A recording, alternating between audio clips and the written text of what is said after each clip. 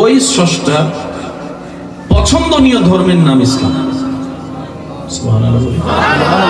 কথাটা শুনতে যতটুকু হালকা, ভিতরটা কিন্তু ততটুকু ভারী। আল্লাহর পছন্দের ইসলাম। এতগুলো ধর্ম থাকতে আল্লাহর ইসলাম কেন পছন্দ হলো? এতগুলা ধর্ম থাকতে পৃথিবীর বুকে শ্রেষ্ঠত্বের আসন ইসলাম কিভাবে পেল? এবার বলেন, ধর্ম কি গরু ছাগল পশুর জন্য না মানুষের জন্য?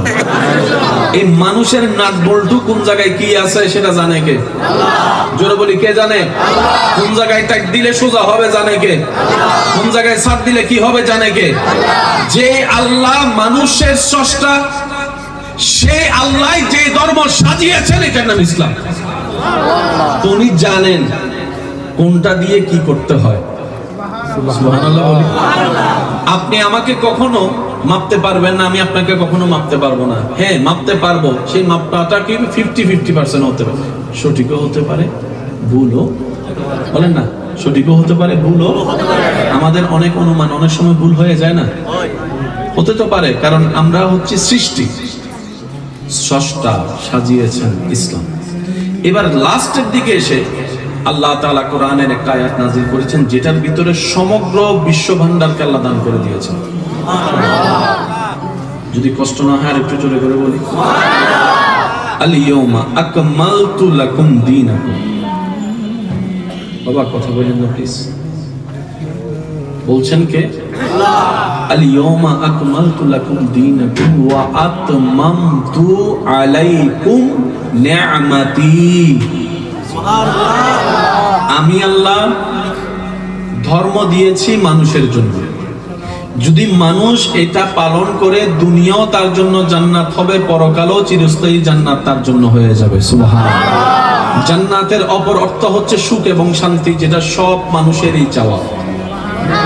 সবার চাওয়ার মধ্যে আইফোন নাই, সবার চাওয়ার মধ্যে রেঞ্জ রোভার নাই, সবার চাওয়ার মধ্যে গয়না নাই, কিন্তু সুখ এবং শান্তি এমন নিয়ামত ধনী গরিব বড় ছোট জওয়ান বুড়া পুরুষ নারী সবাই চায় একটু সুখে থাকতে, একটু শান্তিতে থাকতে। এবার আওয়াজ দিয়ে বলেন, সুখ দেওয়ার মালিক কে? শান্তি দেওয়ার মালিক কে? সেই আল্লাহর পছন্দের ধর্মের নাম ইসলাম। এবার আল্লাহ পাক বলছে, যদি তোমরা ইসলামকে ভিতরে ধারণ করো, লালন করো, পালন করো, আমি আল্লাহ ইসলামে প্রত্যেকটা বিষয়ে তোমাদের জীবন সম্পর্কিত প্রত্যেকটা বিষয়ের সিস্টেম আমি আল্লাহ ইসলামে জানিয়ে দিয়েছি নবী রাহমাতুল লিল আলামিনের মাধ্যমে। বলেন না সুবহানাল্লাহ।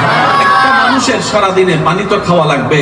আল্লাহ পাক বলে, পানি খাওয়ার সিস্টেম তোমার কিভাবে খেলে শরীরের জন্য ভালো হবে, তৃষ্ণাও নিবারণ হবে, তোমার শরীরের জন্য উপকার হবে। আমি আল্লাহ নবী রাহমাতুল লিল আলামিনের মাধ্যমে পানি খাওয়ার সিস্টেমটা তোমাদেরকে শিখিয়ে দিয়েছি। বলেন সুবহানাল্লাহ। সারাদিন কাজ করে রাত্রে ক্লান্ত শরীরে একটু তো ঘুমের দরকার। ঘুমের যে স্টাইলে ঘুমাইলে তোমার শরীর উপকার হবে, ব্রেন ভালো থাকবে, তোমার হার্ট ভালো থাকবে। আমি আল্লাহ নবী রাহমাতুল লিল আলামিনের মাধ্যমে ঘুমের সিস্টেমটা পর্যন্ত শিখিয়ে দিয়েছি। সুবহানাল্লাহ। একটা মানুষের জীবনে যা দরকার সব উত্তর ইসলামে আছে। আমার মনে হয় আওয়াজটা একটু বড় হবে, পিছনের ভাইদের আওয়াজ পাচ্ছি না। একটা মানুষের যা দরকার কল্যাণকর প্রত্যেকটা কিছুর উত্তর ইসলামে আছে।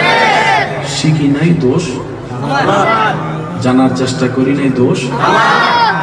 নামাজ ভুল হলে কি হবে, রোজা ভুল হলে কি হবে, রোজা ভাঙার কারণ মোটামুটি কম বেশি সবাই আলেম ওলামার থেকে জানার চেষ্টা করেছে। কিন্তু বিয়ের আগে কখনো কোনো স্বামী জানতে চাই না স্বামীর হক কি, স্ত্রী জানার চেষ্টা করি নাই স্ত্রীর হক কি। যার কারণে স্বামী স্ত্রীর অভাব নাই, কিন্তু দিন দিন ডিভোর্স বাড়তেই আছে, বাড়তেই আছে, বাড়তেই আছে। স্বামী জানে না বউ কাকে বলে, বউ জানে না স্বামী কাকে বলে। বেশিরভাগ মানুষ মনে করে তিনটা কবুল বললাম বাস হয়ে গেছে জামাই বউ। এটা আওয়াজ দেন না রে ভাই। অথচ এখানেও পার্টিকুলারলি ভাবে আল্লাহ তাআলা স্বামীর দায়িত্ব আলাদা করে দিয়েছেন, স্ত্রীদের দায়িত্ব আলাদা করে দিয়েছেন। কথা বলেন ঠিক কি না? ইসলাম কাদের দরকার? যাদের ভিতরে শান্তির দরকার তাদের ইসলাম দরকার। সুবহানাল্লাহ বলা যাবে? যাদের ভিতরে কিসের দরকার? শান্তির দরকার, তাদেরই ইসলাম দরকার। বলেন না সুবহানাল্লাহ। আল্লাহ তাআলা বলছেন, ওয়া আতমামতু আলাইকুম নিয়ামাতি। আমি আল্লাহর নিয়ামত ছাড়া, রহমত ছাড়া তোরা কেউ ভালো থাকতে পারবি না।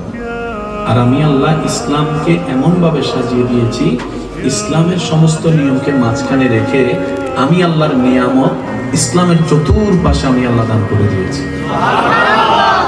আপনি শুনলে অবাক হবেন, ইসলামিক নিয়মে পানি পান করলে তৃষ্ণাও মিটে, শরীরের উপকারও হয়। সুবহানাল্লাহ। আমার কথা কি আপনারা কষ্ট নিচ্ছেন? বুঝতে কোনো কষ্ট হচ্ছে? আমি ভালোবাসা দিয়ে বলার চেষ্টা করছি, আপনারাও আশা করব যে ভালোবাসার সাথে নেওয়ার চেষ্টা করবেন। আপনাদের কি মনে হয় এইসব বিষয় আসলে জানার বোঝার দরকার আছে? দিন দিন আমাদের ইসলামকে খুব মিসইউজ করা হচ্ছে। এই যে